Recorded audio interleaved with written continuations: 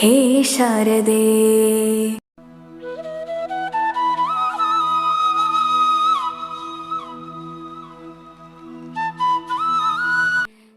అయితే ఇంతమంది పేరెంట్స్ ఎక్కడ రాలేదు కాబట్టి ఫస్ట్ ఆఫ్ ఆల్ ఇక్కడికి విచ్చేసినటువంటి పేరెంట్స్ అందరికీ ప్రత్యేకమైనటువంటి కృతజ్ఞతలు.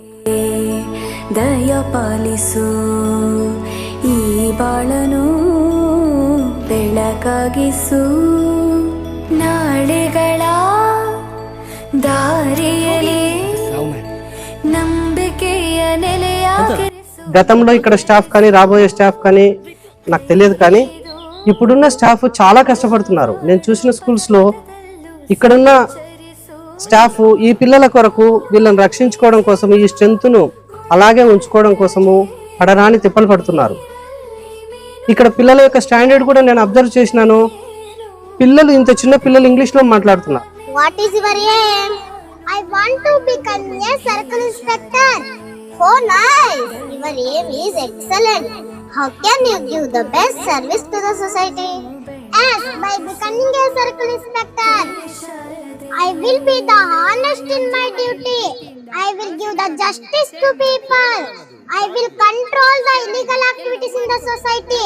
I will make the peace among the people. ఇంత గ్రాండ్గా ఈ సమావేశం ఈ సభ జరుగుతూ ఉంది అంటే సరస్వతి పూజ అయితేనేమి, వార్షిక ఉత్సవం అయితే ఏమి, ఇవన్నీ బాగా జరుగుతున్నాయంటే కారణం ఇక్కడ ఉన్నటువంటి మేడం, హెచ్ఎం మేడం. ఈ క్రెడిట్ అంతా కూడా అరుణజ్యోతి మేడం గారికి అలాగే స్టాఫ్కి పోతున్న ఈ సందర్భంగా తెలియజేస్తా ఉన్నాను.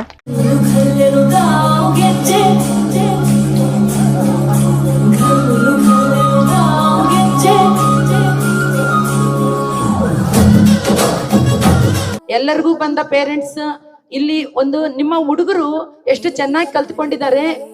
ಸಣ್ಣ 1ನೇ ಕ್ಲಾಸ್ ಹುಡುಗರಿಂದ 5ನೇ ಕ್ಲಾಸ್ ಅವ್ರಿಗೆ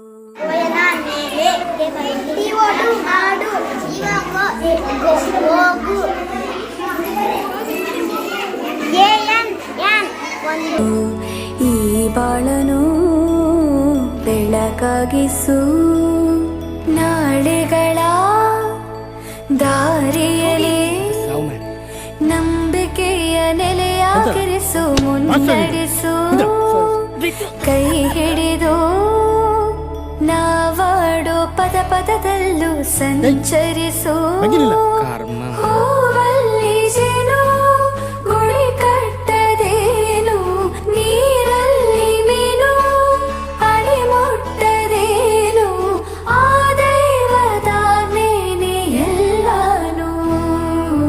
ಹೇ ಶಾರದೆ ದಯಪಾಲಿಸು ಈ ಬಾಳನು ಬೆಳಕಾಗಿಸು. ಹೇ ಶಾರದೆ. ಅಜ್ಜಿಯ ಮನೆಯಲ್ಲಿ ಪ್ರೀತಿಯಿಂದ ಹಲಸಿನ ಕಡುಬು, ಸೇಮೆಲ್ಲನದು ಶಾವಿಗೆ ಶ್ಯಾವಿಗೆ ಎಲ್ಲವೂ ಮಾಡಿಕೊಟ್ಟರು. ನನ್ನ ರಜಾ ದಿನಗಳು ಮೋಜಿನಿಂದ ತುಂಬಿತ್ತು.